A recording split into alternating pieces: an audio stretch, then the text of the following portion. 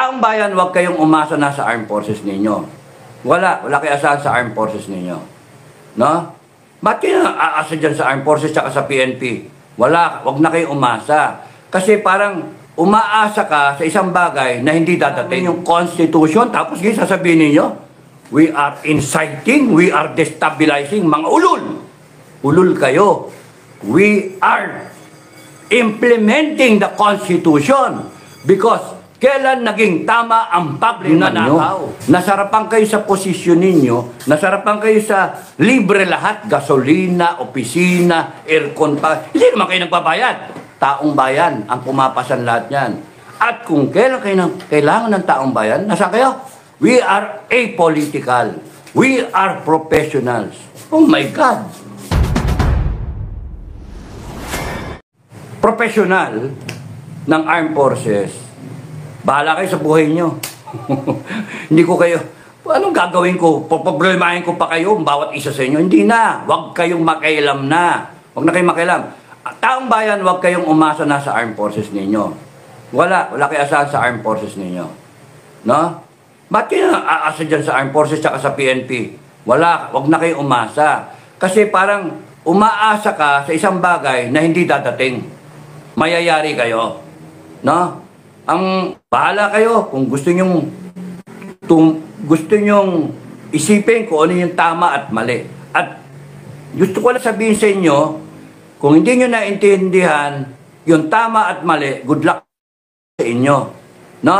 Kasi 150,000 ang armed forces, 200,000 plus ang PNP, that makes you 350,000. 119 million ang taong bayan. They can easily decide, palitan kayong lahat because you are unprofessional. You allowed yourselves to be used by a corrupt regime. Yun lang. Yun ang hard fact.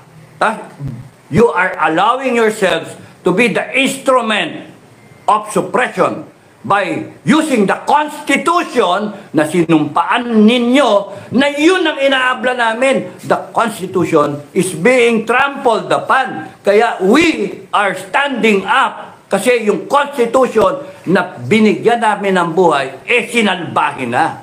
Binastos na. Yun. Yun yung problema. At kayo sa serbisyo, AFP-PNP, pag hindi nyo naintindihan yan, go ahead. Bahala kayo habang buhay. Hindi nyo naintindihan, go ahead. Doon kayo kumampi kay Marcos. Go ahead. Doon kayo kumampi kay Marcos. Kasi hindi kami natatakot tumayo sa katotohanan. Kami, 119 million Pilipino. Bawasan, iba sa inyo. Sige, 20 million sa inyo. May 100 million pa kami. Sige, kalahati inyo. 50 million kami. Okay lang. 50-50. Sige, fair fight. Ano gusto nyo? Civil war? Mga loko-loko. Kayong gobyerno, loko-loko. Gusto nyo umabot ay civil war? Ay, nako. Kami, tinatayuan namin yung Constitution, tapos ngayon sasabihin ninyo, we are inciting, we are destabilizing, mga ulul. Ulul kayo. We are implementing the Constitution because kailan naging tama ang pagnanakaw? Kailan naging tama ang droga? Kailan naging tama yung katiwalian, yung abuso sa power, na ang isang attorney na walang ginawang kasalanan, resource speaker, iko-contempt ng isang convicted, putang inang yan, na ang isang bossing niya, na isang leader, lumalabas, binigyan nyo pa ng pagkakataon, mga tanga mga tanga talaga kayo, binigyan nyo ng pagkakataon ang isang Sara Duterte, na tumayo na maging isang leader, pinakita nyo pa. Binigyan nyo ng pagkakataon, mag-shine pa yung tao. Tanga kayo mga bopol. Kung kinuha nyo sana ako advisor advice ako. Bossing, mali yan. Mga putangin ninyo, mali yan. Tanginan ninyo. Bibigyan nyo ng pagkakataon si Sara Duterte sumikat. Tatayo yan. Hindi nyo ba napapasa yun? Ang hihina ng kukote nyo. Hindi nyo ba nakikita? Tatayo yan. Kasi tignan nyo yung karakter. Tignan nyo. No? Pa-selfie yan. Tahimik yan. Pero tignan nyo, tatrabaho naman yan para sa bayan Presidente. Putang ina. Kailan ka ba nakita na dumamay sa tao no, sa helicopter ka?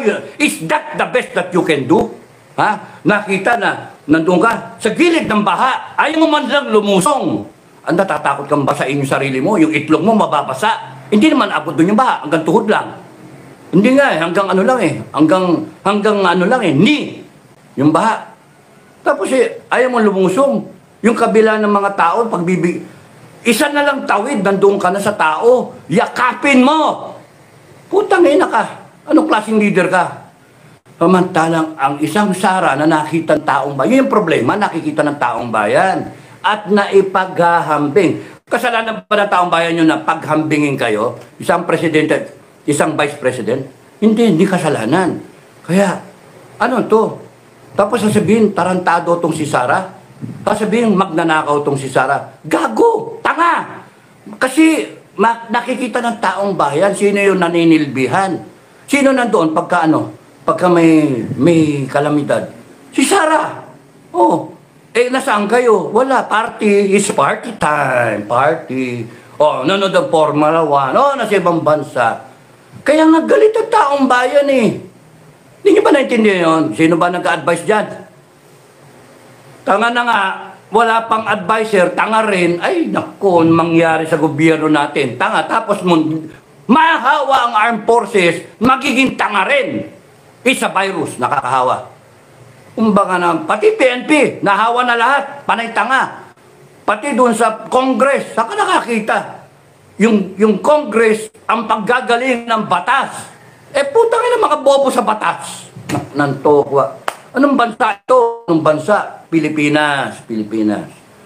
Kaya nga, kung hindi nyo naintindihan, at salita-salita pa kayo, AFP-PNP, wag na kayong makialam.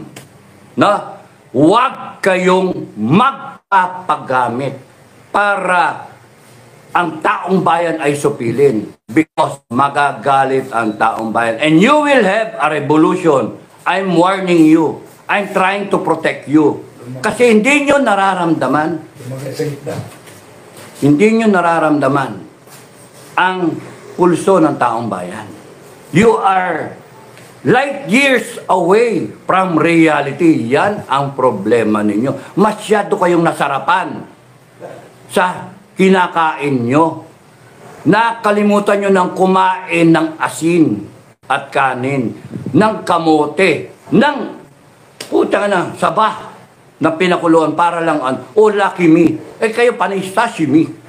Yun yung problema nyo.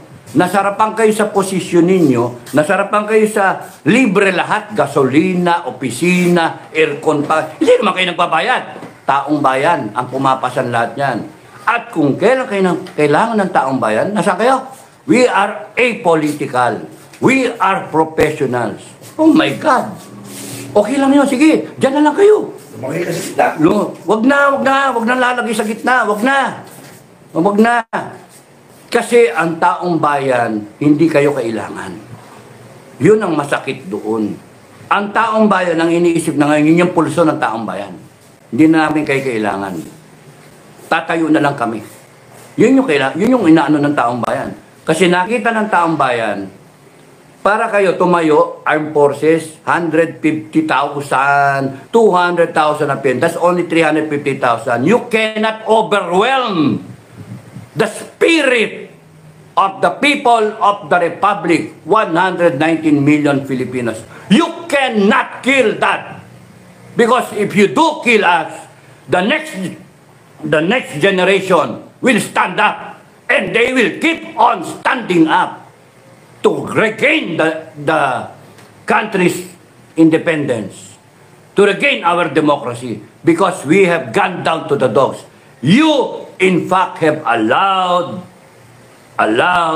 corruption to thrive. You have allowed drugs in Malacanang. You have allowed the abuse of power. You have allowed that the citizens of the Republic are endangered. Nasaan na ngayon yung serve and protect? Wala. Kaya nga yun yung problema nyo. Lilipasan kayo ng panahon. Kaya wina-warningan ko na kayo, AFP, PNP, lumagay kayo sa tama. In the right side of history. Lumagay kayo sa tama. Sa tingin nyo, tama kayo ngayon? siding with President Bongbong, go ahead. Bye-bye, bye-bye, bye-bye. Kasi hindi natatakot ang publiko. Tatayo ang publiko. Tatayo kami. Matapang kami. Patayin niyo ako, may papalit. No? Patayin niyo si Sara Duterte, may papalit. Hindi, we will not run out of heroes. We will not run out of leaders. They will keep on coming because it is from the Filipino people. And you, one day, will all be out of power. Yun ang isipin nyo. You will be out of power. May ikot ang gulong. Ay, nako. Sorry bakit ako ba nagpapaalala sa inyo?